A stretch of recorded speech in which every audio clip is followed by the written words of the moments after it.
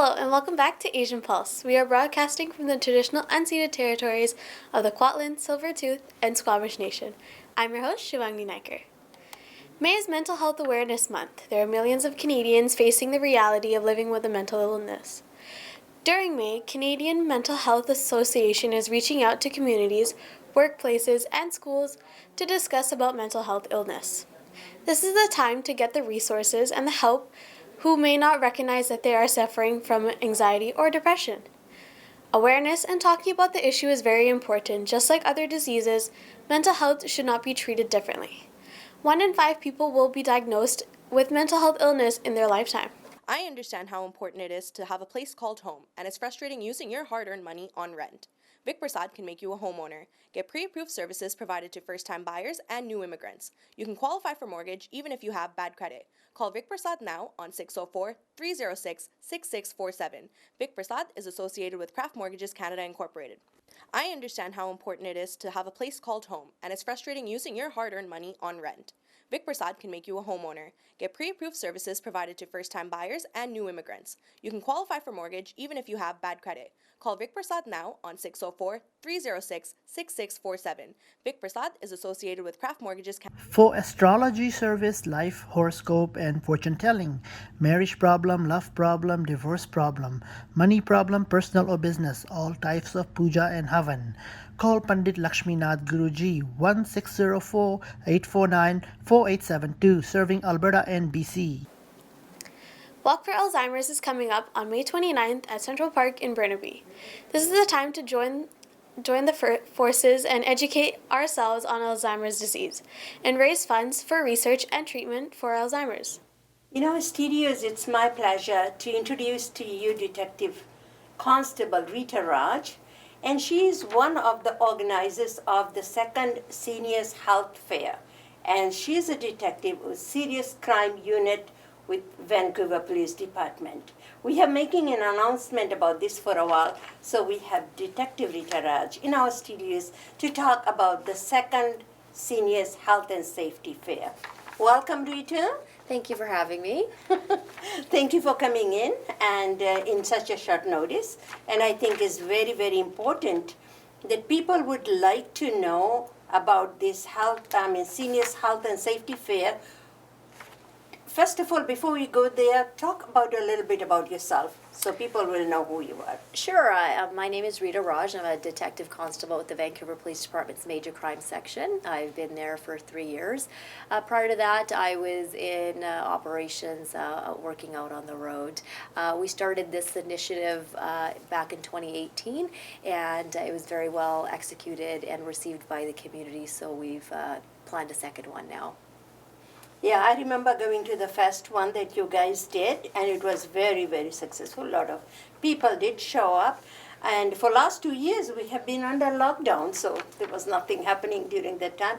But I'm so happy that VPD has taken upon itself, and people like yourself, to be able to educate and get the seniors together to educate them about seniors, their health, and their safety.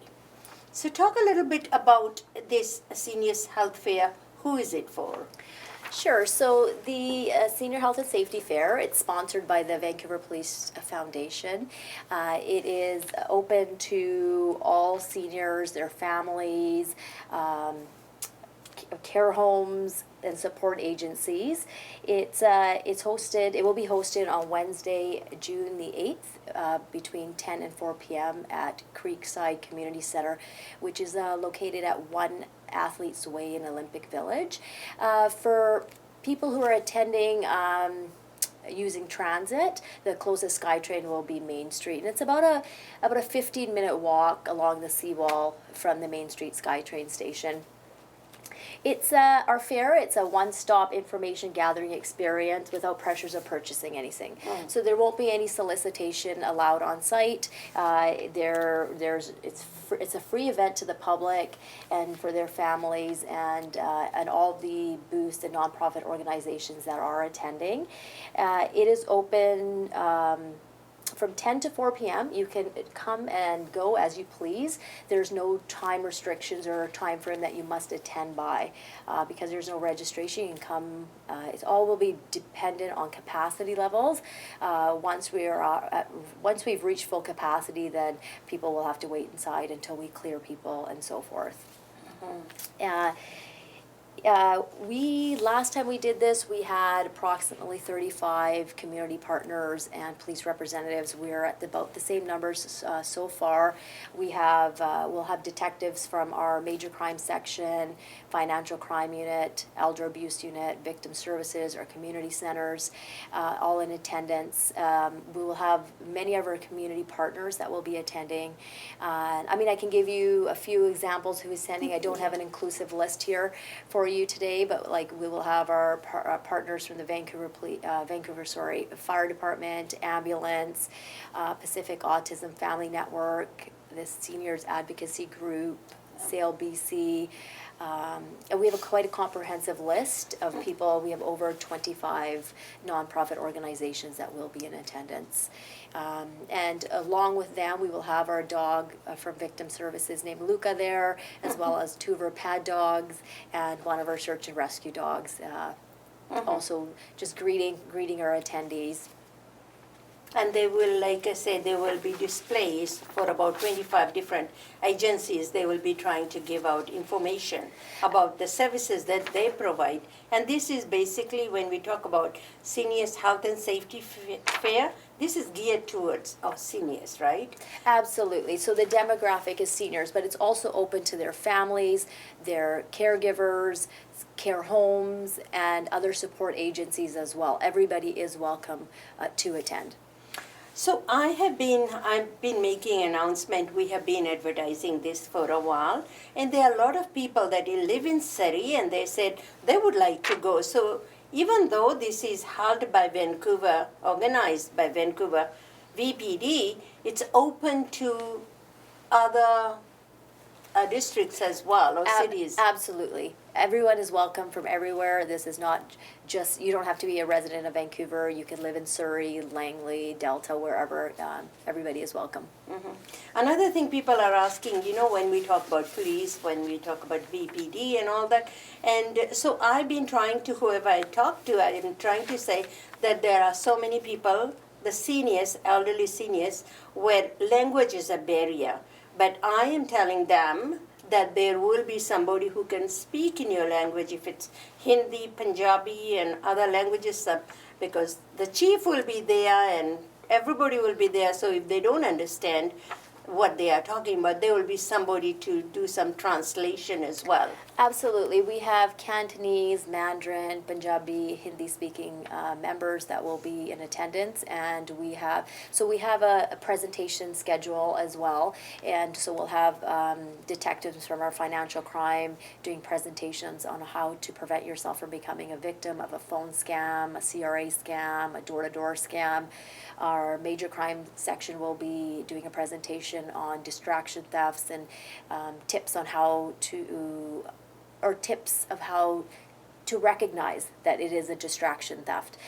So we have a full lineup of presentations throughout the day, and we will have translators in the presentation rooms in those 4 languages. And Spanish as well. Sorry, we have Spanish-speaking members in attendance as well. So we are fully outfitted for translations. We also have senior guides that will be disseminated, which are in Mandarin, Cantonese, Punjabi, and English. Excellent, excellent. And not to mention the food, there will be some refreshments and there will be lunch as well. So like Rita said, that you don't have to, because even if it's from 10 to 4, you don't have to be there for that many, because some people may not be able to sit for that period of time and they want to take a break. Absolutely. So we will be providing swag bags and a light breakfast and lunch for the first 300 people. Okay. So you don't know how many people are coming right now? No, we don't have any numbers. Okay. But so we've capped at 300. Okay. So the people that are watching and they are really interested and they want to come, and so do they have to make a reservation? Do they have to call you or somebody and just say, well, I'm coming, 3 of us are coming? No registration is required. Everybody is welcome. If you are coming in a big group, like your care home is bringing a bus of 15, 20 people, please do call me. I will give you my details here at the end of the show, just so that we can get a head count of how many people we are anticipating. But there's absolutely no requirement, no registration, last minute. You make plans last minute to come to Vancouver to attend the fair. Everybody's welcome.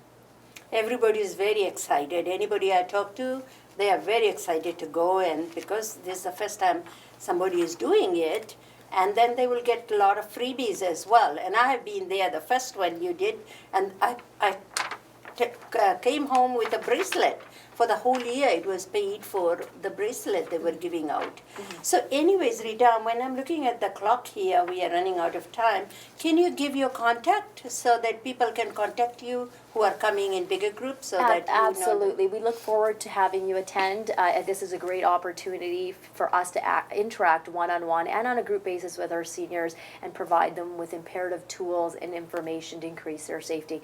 We look forward to having you. My contact information, my phone number is 604-787-3356, or you can email me at rita.raj@vpd.ca. Thank you so much, Rita, be able to come into our studios in such a short notice and giving this valuable information to the people that are watching. So I'll see you there, and I hope people that you are watching at home, you'll be able to attend as well. Yes, thank you. Thank you for having me, Kamilla. Okay.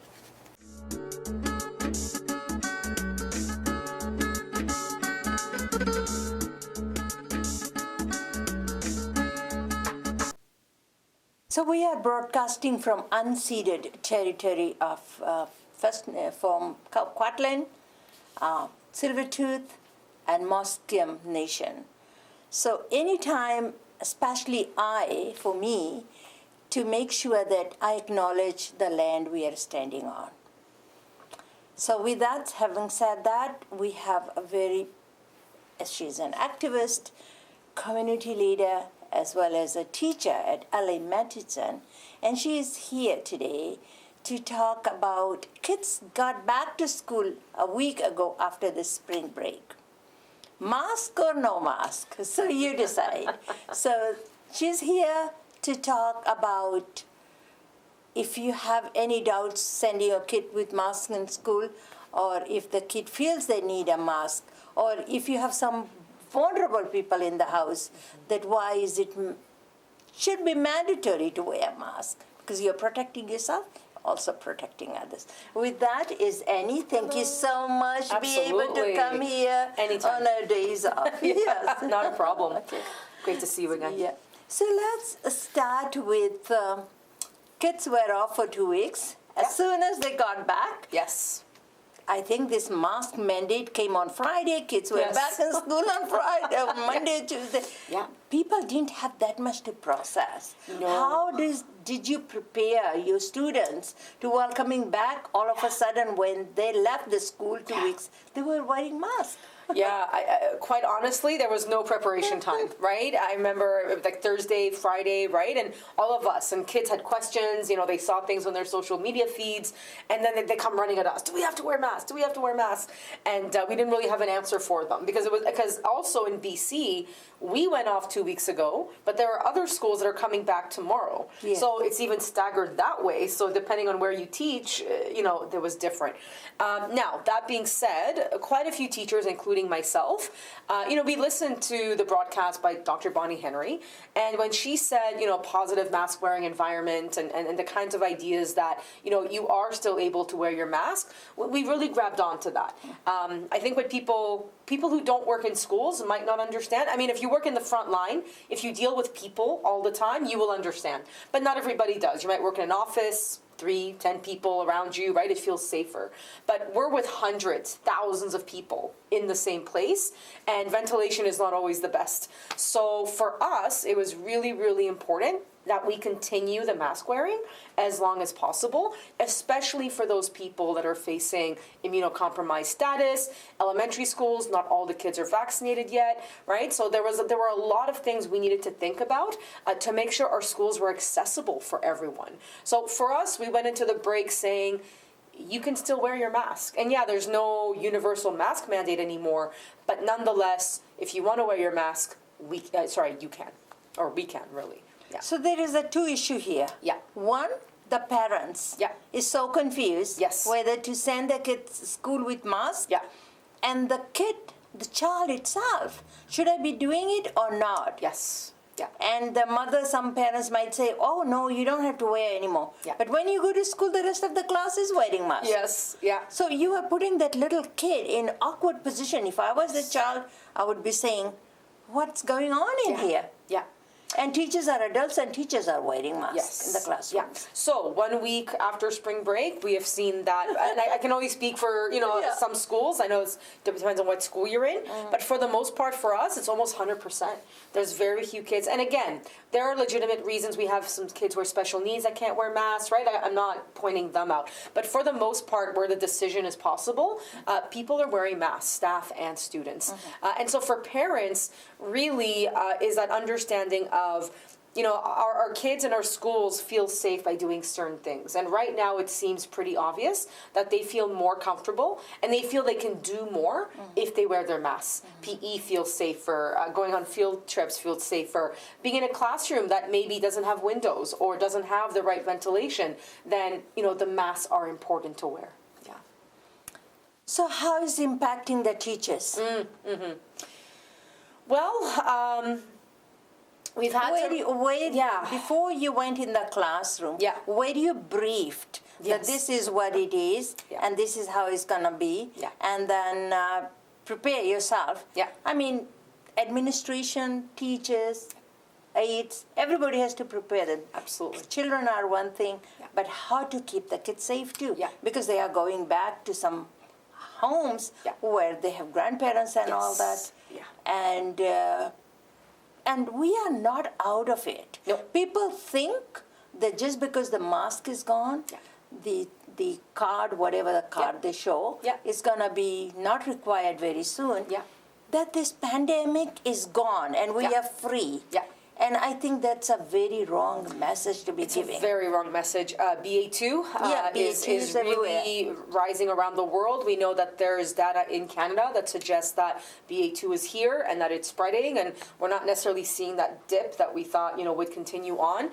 And as for teachers and staff of our schools, the BC Human Rights Commissioner just sent a letter stating the idea of that inclusivity, right? The idea of accessibility to school, and how by not having a mask mandate, you're actually putting that at risk. And that's something as staff we have to consider. We have many multi-generational families. We have kids, staff, parents, etc., that are immunocompromised with other conditions. So these are all things we have to keep in mind. And I think people forget, I have friends, family, students that are suffering from long-term COVID. So in terms of the aftermath of COVID, right, that is still around. So I would say that for us as a profession, we do need to keep the safety of our students, of our fellow colleagues in mind. We are workers, we deserve our rights. So when we advocate for better ventilation, when we advocate for universal mask mandates, we're doing this not just because of ourselves. We're doing this because overall, that is science shows us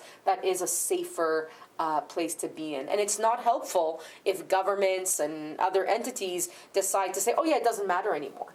Like literally, as we were talking, a minute makes a difference. 11:59, 12 a.m., it's done, right?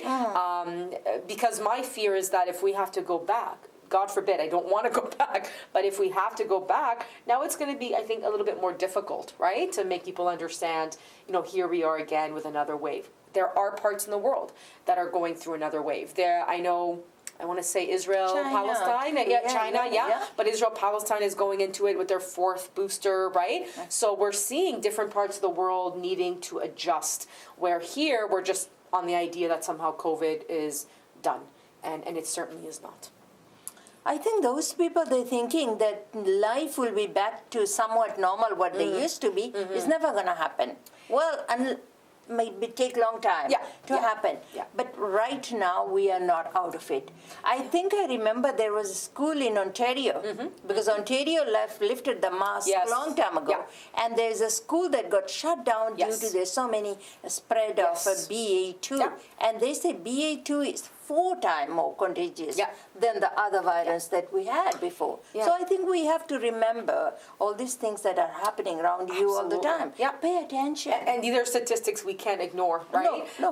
We know that communities that kind of ended these things sooner are now struggling once again. Yes. We can't ignore that, right? We can't say, oh, that's not going to be us. I think we've been very lucky, to be honest. I think our numbers could have been much higher. And so let's not push our luck, right? Yes. Let's try to keep that safety in mind. And that we're doing this because, I mean, the big bit is that not all of our institutions are safe places to be in. There are still places that don't have the correct ventilation. There are still people, that want HEPA filters, carbon dioxide and monoxide monitoring. Like, these are all issues that not everybody has access to. Yeah. And that is a larger conversation that we need to have, so that the idea of a mask, like, you can look at the data. Yeah, N95 is what you should be wearing. Not everybody is. And so transmission is still likely. I don't disagree with that at all. But for most of us, the only thing we can do is to get vaccinated and to wear our masks. And I really want people to think, how different is your life? Like, truly, during spring break, I was on SkyTrain, I went to events, I met up with family and friends. The fact that I had to wear a mask for some of that didn't stop me from engaging in what I needed to engage in. Now, again, if mental health is a serious issue and that concern, that's one thing. But I didn't see that my life changed so dramatically. So we're not in lockdown mode. We're not necessarily with all the extra mandates that were around. And so I would love to stay there. But if it means that we have mask mandates that continue a little bit longer, then that means we can do more. And just that reality of a little bit of compromise is not a bad thing. Because if we don't compromise a little bit right now, we might be where China is, where they are in complete, like in certain cities, in complete lockdown mode. I have a teacher friend, many teacher friends who teach there, and they are in the cities that are in complete lockdown. Oh my God, it's so hard. They literally can't leave their apartments. There are cards, like the control of the government is so suffocating.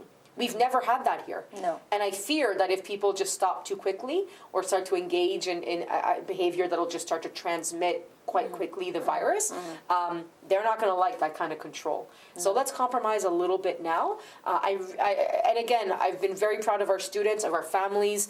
They're wearing their masks. Yes. They don't see it as that much of a compromise. They know that we can do things because we're wearing masks. Education is better because people feel safer. So I can do activities, I can do different things. If kids stop wearing masks, that's a big question. Because if I came into that school on Monday and nobody was wearing a mask, I would probably change my desks. I would probably do a lot to try to mitigate what could be possible transmission. So I think people need to realize that those little bits of things we do are hugely important, but please don't stop fighting for safer schools and better facilities and all those other things that we should be talking about. I was also went on a SkyTrain, and because there is no mandate, but I think people are getting it. And most of them, maybe 1% might who had traveled very small distance, but the rest of them all wearing masks. And from there, SkyTrain to bus, I found them, everybody. And I think we need to continue that. It doesn't matter what Dr. Henry said. I think Dr. Henry, we don't see her anymore Not as every much. day. But I think we need to protect ourselves and our family. And isn't that a beautiful feeling? Like, I went on SkyTrain too. It was actually cool to kind of be like, oh, right, everybody's wearing a mask, right? Like, I felt good about that. I felt like a little cheer, like to be like, good for you. And that's a good feeling when you see people. And again, and that's the thing. I don't know. I think we watch too much TV or social media, or we see all these like really extreme examples where people are fighting each other because of a mask. I haven't seen that here so much. And certainly if someone is not wearing a mask, I don't judge them for it. There might be a very legitimate reason why they're not wearing it. But that means I might step an extra step back. That's for me. That's the fact that if I get sick, I might have worse realities because I'm immunocompromised. I hope that person understands that. And then, life goes on, right? It's a good feeling. I have to say, like, the more we get out there, I saw kids, they were practicing golf. We have a golf team at Matheson.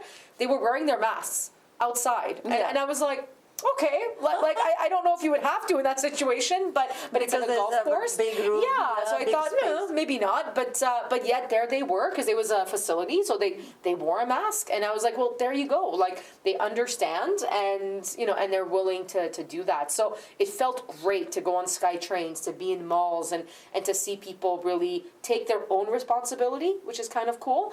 But I think the mandates helped with that. I think when you have a government that says this is for everybody's safety, it does make a difference. If we have a government that just says these things don't matter, I don't know if people are going to catch on as quickly or be as willing in their own lives to do that, going forward. Have a pen and paper ready because we have interesting events that you might be interested in. Hajj Productions, Jay Sani, and Aurora Immigration presents Kapla Shamra Show on June 25th at P&E Coliseum in Vancouver, co-presented by Verga International Foods. Tickets are available on ticketleader.com. For more information, contact Sam at 780-267-0046. Canada and USA Cultural ex-students reunion is taking place at Bollywood Blanket Hall in Surrey on September 4th at 5 p.m. For more information, call 604-537-5123. For tickets, it's $40 per person, and all proceeds will go to the Khalsa College in Fiji Islands. A fundraising is being organized to raise funds for VGH and UBC Hospital Foundation. VGH handles the largest burn center in Canada, and they handle the largest volume of complex cases. This is taking place at Bear Creek Park on June 5th at 11 a.m. to 5 p.m. You may donate cash and will get a receipt for both for your tax-deductible receipt you will receive. The women that are organizing this event is Rosie Narayan and Priya Money. VPD is hosting a seniors health and safety fair on June 8th at Creekside Community Center in Vancouver from 10 to 4 p.m. This seniors health and safety fair is open to all seniors.